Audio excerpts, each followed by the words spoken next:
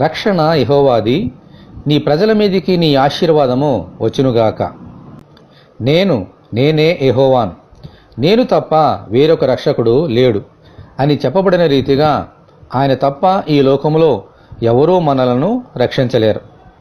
యుద్ధ దినమునకు గుర్రములను ఆయత్తపరచుట కద్దు, గాని రక్షణ యెహోవా అధీనము అని చెప్పబడిన రీతిగా మనము ఎన్ని ప్రయత్నాలు చేసినా ఈ లోకములో మనలను రక్షించేది ఆ దేవుడు మాత్రమే.